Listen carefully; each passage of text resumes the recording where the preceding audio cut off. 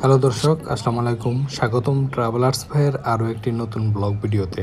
প্রিয় দর্শক, এই দৃশ্যটি দেখে আপনারা কেউ বুঝবেন না এটা কোথায়। এটি হলো আমাদের ভোলা জেলার চরপেশনের বেতুয়াতে। এই বেতুয়া স্পটটি এখন এতটাই জনপ্রিয় হয়েছে যে এখানে আসলে প্রতিদিন বিকালে প্রচুর দর্শনার্থী ভিড় জমান। এই বেতুয়া পিকনিক স্পটে বসে সমুদ্রের পাড়ে মেঘনা নদীর দৃশ্য, সেই উত্তাল সমুদ্রের দৃশ্য দেখতে সবাই চলে আসেন।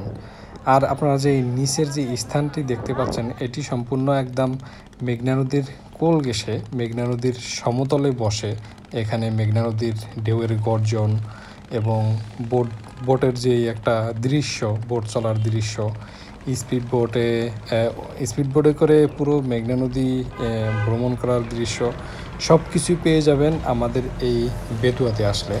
এই বেতুয়াটির পড়ছে হচ্ছে আপনার ভোলা জেলার চরপেশনের একদম বেতুয়া ঘাট। চরপেশনে আসলে সবাই আপনাকে, যে কোনো রিক্সাওয়ালাকে বললেই আপনাকে এই বেতুয়া ঘাটে নিয়ে আসবে আর কি।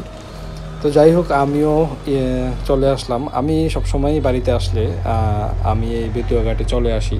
এই বেতুয়া ঘাটটা আমার কাছে খুবই ভাল লাগে, বিশেষ করে বিকেলবেলা এরকম মেঘনা নদীর পাড়ে দাঁড়িয়ে এরকম সুন্দর বোট চালানোর দৃশ্য, তারপর হালকা মৃদু বাতাস, তারপরে স্পিড বোটের দৃশ্য, ও পাশে লঞ্চ ঘাট, লঞ্চের দৃশ্য, ওভারঅল সব কিছুতেই আমার কাছে এই জায়গাটি খুবই ভাল লাগে। আমি যেহেতু আমার বাড়ির পাশেই এই পর্যটন কেন্দ্রটি অবস্থিত, তাই আমি বিকাল বিকাল চলে আসি এই পর্যটন কেন্দ্রে। এবং পর্যটন কেন্দ্রে এসে একদম বিকাল থেকে সন্ধ্যা পর্যন্ত এখানে খুব একটা ভালো মুহূর্ত এনজয় করি। দেন হচ্ছে সন্ধ্যার পর আস্তে আস্তে আবার বাসায় ফিরে যাই। চরপেশন বাজারে গিয়ে কিছুক্ষণ সময় নিয়ে জ্যাকব টাওয়ারের নিচে বসে কিছুক্ষণ সময় নিয়ে চা কফি খেয়ে আড্ডা দিয়ে তারপর বাসায় চলে যাই। তো আপনারা দেখতেই পাচ্ছেন যে ভিউটা কত সুন্দর। এখন বর্ষার সিজনের কারণে আসলে পানিগুলো একটু ঘোলা। আর যদি এমনিতে শীত সিজন থাকে পানিগুলো একটু পরিষ্কার থাকে।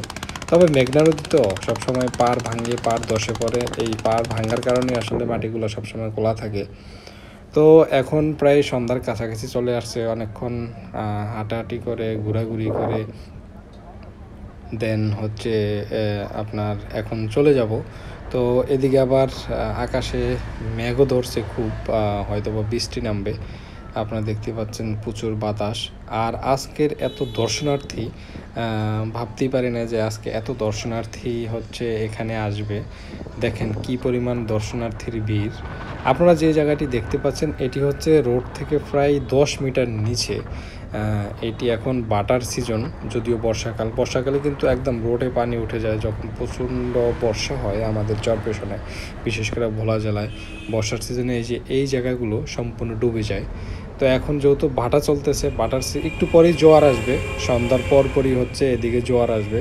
এখন ভাটা বলে মানুষ এখানে হাঁটতে পারতেছে, এখানে বসে আড্ডা দিতে পারতেছে, এখানে ফুচকা খেতে পারতেছে, এখানে ছবি তুলতে পারতেছে, ভিডিও করতে পারতেছে, যে যার মতো আর কি। সবাই সবার কাজে ব্যস্ত আর কি এখানে বসে। কিন্তু যখনই প্রচণ্ড বর্ষা হবে এবং রাত্রেবেলা এই জায়গাটা পুরো একেবারে জোয়ারে ভরে যায়, পানিতে থই থই করে। তা আমিও সেরকমভাবেই একটু হাঁটতেছি, আমি একটু ঘুরে দেখতেছি আসলে এই সবুজ শ্যামলে ঘেরা সুন্দর একটি প্রাকৃতিক মুহূর্ত। আমার কাছে যদিও এই মুহূর্তগুলো সবসময় ভালো লাগে। আমি বেতুয়া পর্যটন কেন্দ্রে এই প্রথম দেখলাম এত মানুষের ভিড় এখানে।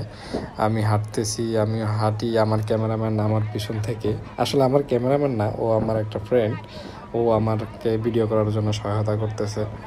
তো ভাবলাম একটু ওরে দিয়ে ভিডিও করি। আর এদিকে বাচ্চাদের জন্য দেখতেই পাচ্ছেন যে নানান ধরনের খেলনা সামগ্রী নিয়ে একজন ফেরিওয়ালা বসে রয়েছে। এখানে বাচ্চারা এইসব বেলুনগুলো কিনে নেয়। এছাড়াও এই বেলুন ছাড়াও অনেক ধরনের ফুচকা, চটফটি, তারপর নানান ধরনের আইটেম, খেলনার আইটেম, খাওয়ার আইটেম, সব ধরনের আইটেমই এখানে পাওয়া যায়। যেটা সচরাচর হয় আর কি বিভিন্ন পর্যটন কেন্দ্রে যেরকম হয়। আপনারা দেখতেই পাচ্ছেন যে আকাশের মেঘটা পুরোই একটা মেঘাচ্ছন্ন, হয়তো বা একটু পরপরই বৃষ্টি নামবে। বাতাস শুরু হয়ে গেছে। বাতাসটা অলরেডি নদীর পাড়ে সবসময় অ্যাভেলেবেল থাকে, বাতাস প্রচুর থাকে যেহেতু চারিদিকে খোলামেলা দৃশ্য, তাই একটু বাতাসটা থাকবেই। আর চারপাশে অন্ধকার ঘনিয়ে আসতেছে। এদিকে হঠাৎ করে বৃষ্টির সেই ফোঁটা পড়তে শুরু করলো, আর পর্যটকরা দৌড়তে লাগলো যার যার সেফ প্লেসে। তো এই মুহূর্তটাও আসলে ক্যামেরাবন্দি করার জন্য আমি দাঁড়িয়ে গেলাম। ক্যামেরার বৃষ্টির ফোঁটা আমার গায়ে পড়তেছে, কিন্তু আসলে তারপরও মুহূর্তটা আসলে উপভোগ্য খুবই। সবাই আসতেছে সিরিয়াল অনুযায়ী, এই জিনিসটা আমার কাছে খুবই ভালো লাগছে। তো যাই হোক, আমিও কিছুক্ষণ ক্যামেরা করে এখন আমরা আমিও ওঠার পালা। বৃষ্টির ঘনত্বটা বেড়ে গেছে, বৃষ্টি অলরেডি শুরু হয়ে গেছে। আমিও হাঁটতে লাগলাম। আমিও হয়তোবা বাড়ির উদ্দেশ্যে রওনা দিব। আর একটু থাকতে চেয়েছিলাম অবশ্য, সন্ধ্যা পর্যন্ত থাকতে চেয়েছিলাম, কিন্তু এই ঝড় বৃষ্টি হয়তোবা আর বেশিক্ষণ আমাকে থাকতে দিবে না এখানে। যাই হোক, আমিও উঠতে লাগলাম, আমিও হাঁটতে লাগলাম।